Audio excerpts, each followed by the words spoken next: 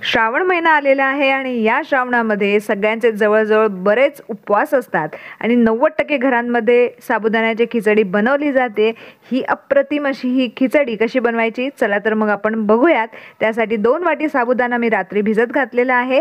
त्याच्यामध्ये थोडंसं पाणी घालून भिजत घातलं आहे आणि साबुदाणा असा मस्तपैकी भिजलेला आहे। आणि खिचडी करण्यासाठी आपल्याला साहित्य काय काय लागणार आहे ते बघूयात। यासाठी आपल्याला एक उकडलेला बटाटा असा साल काढून चिरून घेतलेला आहे। त्याच्यानंतर आपल्याला इथे लागणार आहे जिरं, अर्धा चमचा जिरं घ्यायचंय।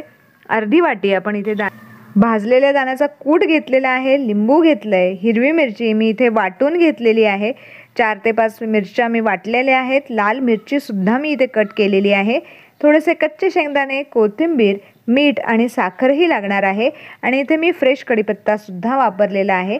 आता फोडणीचं साहित्य तुम्ही बघून घेतलेलं आहे। आता एका कढईमध्ये 2 मोठे चमचे तेल आणि तूपही गरम करायला ठेवूयात। तोवर आपण साबुदाण्यामध्ये दाण्याचा कूट, साखर आणि मीठ घालून छान मिक्स करून ठेवणार आहोत। जवळजवळ सगळ्यांकडे खिचडी बनते, पण आज आस्वाद रेसिपीज चॅनलवरती मोकळी अशी ही खिचडी कशी बनवायची ते मी इथे दाखवलेलं आहे। जर व्हिडिओ आवडला तर जरूर लाईक करा, शेअर करा आणि सबस्क्राईब केलं नसेल तर जरूर सबस्क्राईब करा। आता आपण इकडे तेल आणि तूपही गरम करायला ठेवलं होतं, ते गरम झालंय। त्यामध्ये जिरं घालून घेऊयात। जिरं छान फुलतंय। आता यामध्ये आपण कच्चे जे शेंगदाणे आहेत ते घालून घेणार आहोत, 1 मिनिटभर परतणार आहोत आणि त्याच्यानंतर आपण यामध्ये कढीपत्ता, हिरवी मिरचीचं वाटण आणि लाल मिरची ती सुद्धा घालून घेणार आहोत। हिरवी मिरची आणि लाल मिरची घातल्यामुळे रंग खूप छान येतो आणि खिचडी अप्रतिम चवीची बनते। लाल मिरची इथे तिखट वापरलेली आहे, तुम्ही तिखटाच्या अंदाजानुसार ह्या मिरच्या कमी जास्त करायच्यात। छान 1 मिनिटभर परतून घेऊयात आणि त्याच्यानंतर उकडलेला जो बटाटा आहे त्याच्या फोडी करून घेतलेल्या आहेत त्याही घालून घेऊयात।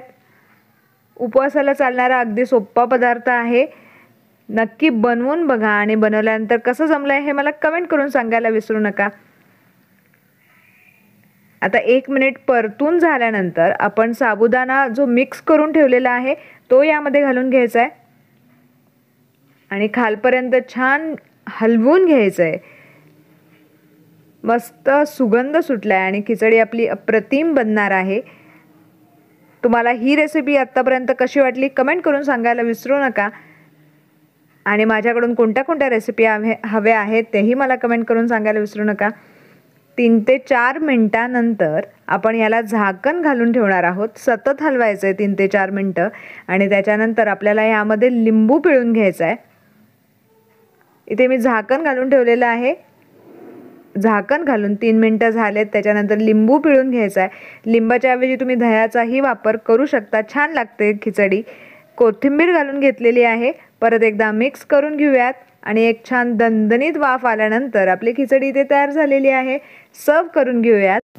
याचा आस्वाद मी घेणार आहे, तुम्हीही जरूर घ्या। Thank you for watching my video. परत एकदा भेटूयात असेच एक छान मस्त रेसिपी घेऊन।